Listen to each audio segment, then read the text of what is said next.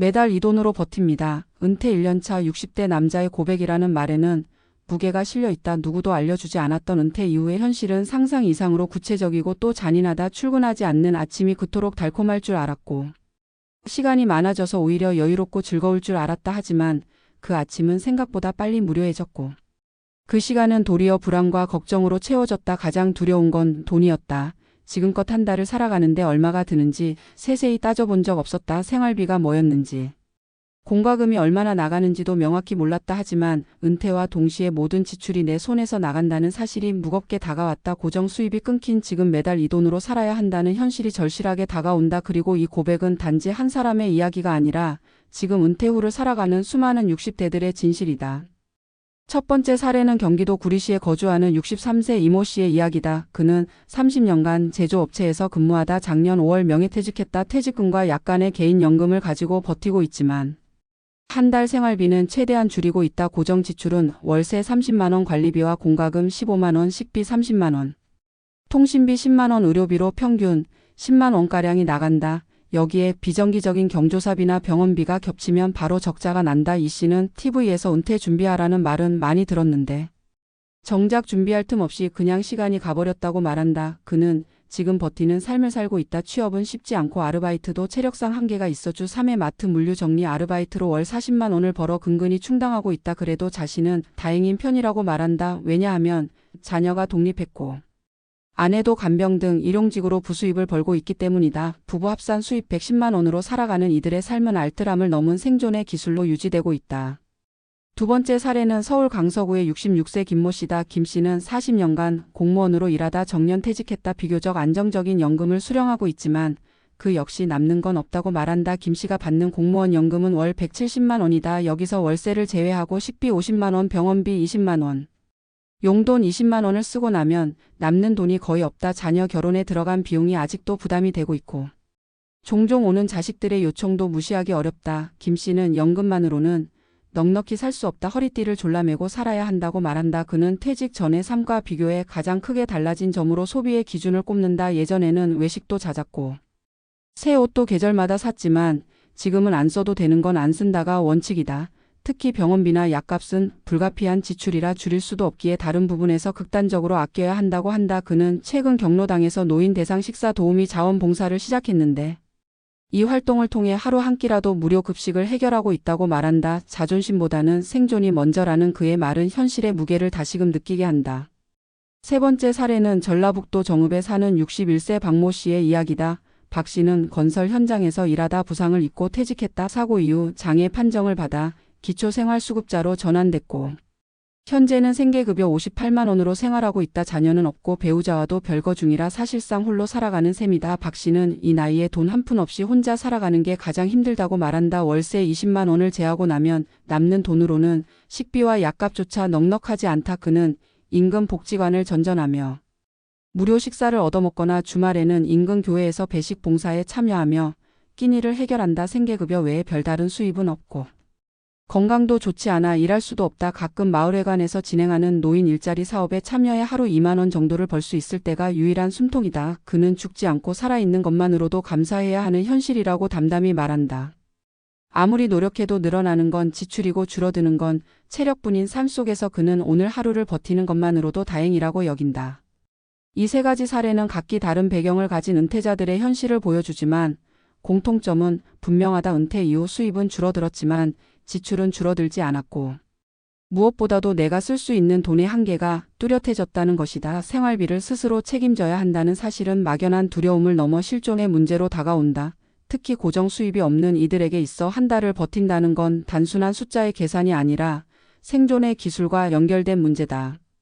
그리고 이런 삶의 무게는 은퇴 전에 상상하지 못했던 것이다. 지금도 많은 은퇴자들이 매달 이 돈으로 살아가는 법을 스스로 익히고 있다. 생계를 유지하는 것만으로도 버거운 상황에서 그들은 묻는다. 과연 나는 언제쯤 사람답게 살 수 있을까? 이 에세이는 단지 절망만을 말하려는 것이 아니다. 오히려 은퇴 후 삶의 조건이 얼마나 현실적인 준비를 요구하는지를 강조하고자 한다. 은퇴는 마침표가 아니라 또 다른 시작이다. 그러나 이 시작은 준비 없이는 고통이 되기 쉽다. 지금 누군가의 한 달이 87만 원으로 버텨지고 있다면 우리는 물어야 한다. 내 은퇴는 과연 준비되어 있는가? 나는 어떤 삶을 그려가고 싶은가 매달 쥐고 있는 이 돈이 단지 숫자가 아니라 하루하루의 의미와 연결된다는 사실을 아는 순간 은퇴라는 단어는 더 이상 남의 이야기가 아니다. 우리 모두가 곧 맞이하게 될 매우 구체적인 현실이다. 은퇴 후의 삶이 곧바로 자유와 여유로 이어질 것이라 믿었던 많은 사람들이 현실 앞에서 당황스러움을 겪는다. 그중 가장 실질적이고도 절실한 문제는 생활비라는 단어다. 우리는 평생을 일하며 살았고 매달 들어오는 급여 안에서 소비하고 저축하며 살아왔다. 그러나 퇴직과 동시에 그 구조는 무너진다. 수입은 끊기거나 줄어드는데 반해 지출은 그대로 혹은 더욱 늘어난다.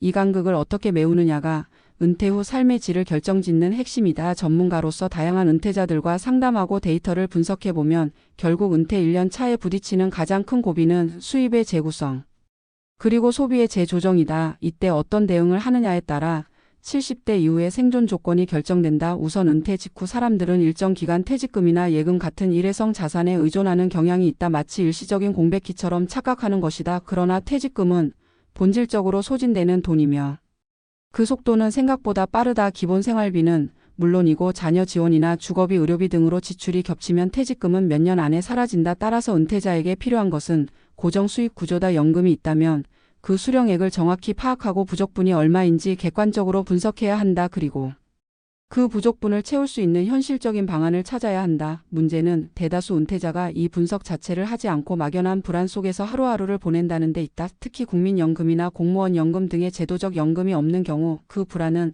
극단적인 절약으로 이어진다. 하지만 지나친 전략은 오히려 삶의 만족도를 떨어뜨리고 사회적 고립으로 연결되기도 한다. 그렇다고 해서 무작정 소득 활동을 시작하자니 나이와 건강이 변수로 작용한다. 현실은 냉혹하다. 고용시장은 60대 이상에게 매우 협소하고 임금은 낮으며 근무 환경도 열악하다. 그럼에도 불구하고 일부라도 소득 활동을 병행하는 것이 은퇴 초기에는 반드시 필요하다. 이때 중요한 것은 소득의 액수보다 소득의 지속성이다. 예를 들어 주 23일 일할 수 있는 단기 아르바이트나 지역 커뮤니티에서 제공하는 일자리 연계 사업을 통해 일정한 리듬의 수입을 유지하는 것 자체가 심리적 안정과 재정 구조의 완충 역할을 한다.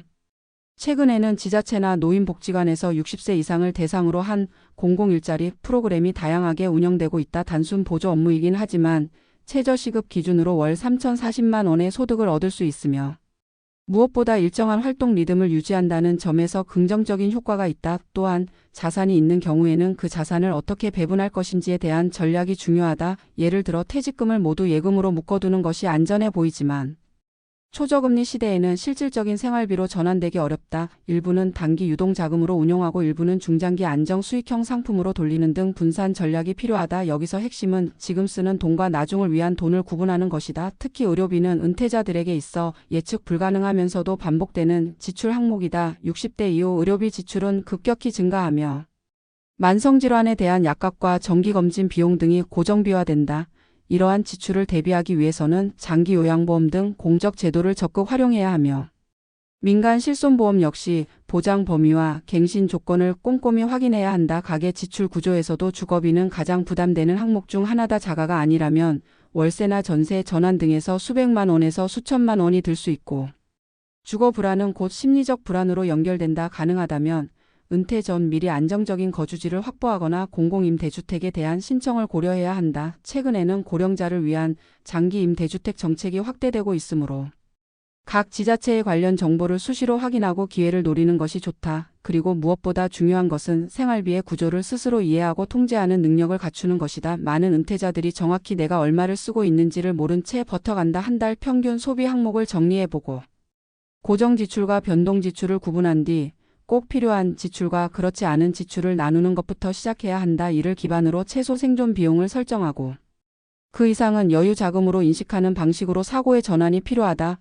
예를 들어 식비는 얼마까지 줄일 수 있는지, 외식은 얼마나 줄여야 하는지, 통신비나 보험료는 정리할 수 있는 항목이 있는지 하나하나 따져보는 습관이 중요하다.